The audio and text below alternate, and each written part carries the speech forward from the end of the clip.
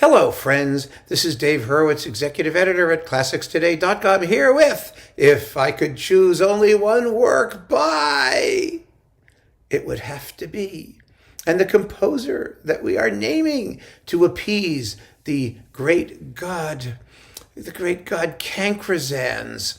Some of you have been asking me, how do you spell Cancrezans? Well, you spell it just like it sounds.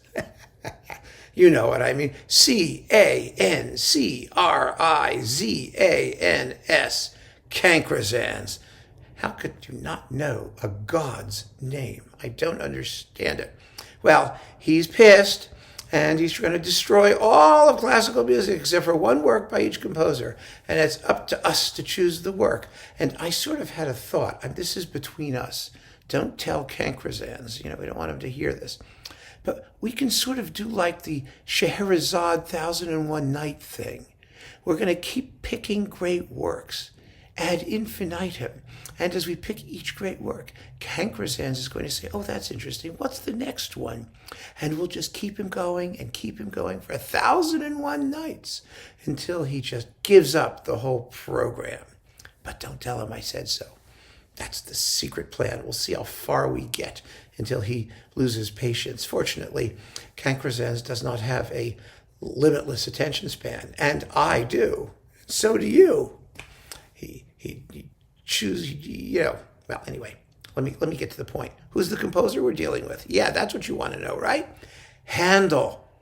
Now, come on. How do you pick just one piece by Handel? I mean, the guy wrote, that's tough. I mean, he wrote like dozens of masterpieces. What are you going to pick?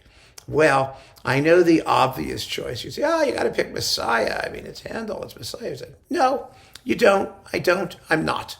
And the reason I'm not is because I think Messiah is in many ways atypical. I mean, the idea is to find the most iconic work that shows the widest range of everything that he could do. It comes down to an opera or an oratorio.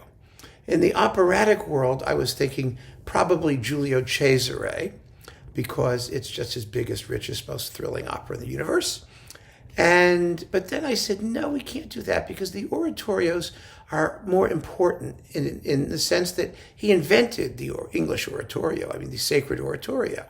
That was a Handelian innovation with the chorus parts and the wonderful storytelling and all of that stuff. So it has to be an oratorio.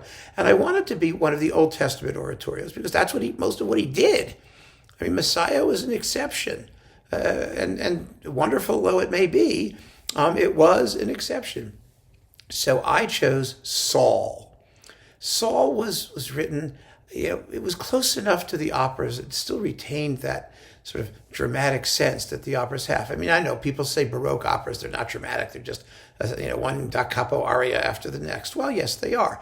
But, the devil is in the details. It depends what you do with those arias and how you characterize and arrange them and all that. And Handel was a genius, and his operas are indeed dramatic after a fashion. And so are these oratorios. Saul, in fact, has even been staged quite successfully, because it has stage directions. It has a really coherent plot line. The story is, Saul's jealousy of David, who's going to usurp his role as king, or usurp or take over, whatever, So it starts out with David and Saul coming back from battle, having killed Goliath, and David is getting more acclaim than Saul is getting. And this makes Saul extremely jealous. Unbelievably jealous. Now, Saul has two daughters, one of whom is a little snooty kind of like, Jewish American princess type.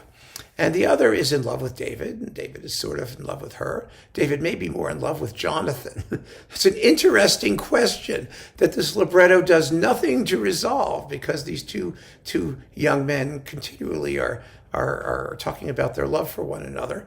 So there's a certain element there that's kind of intriguing, at least nowadays in these woke times, But anyway, the bottom line is Saul is jealous. In Act 2, he's trying to think up ways to kill David, and it's not working, and he's going slowly mad.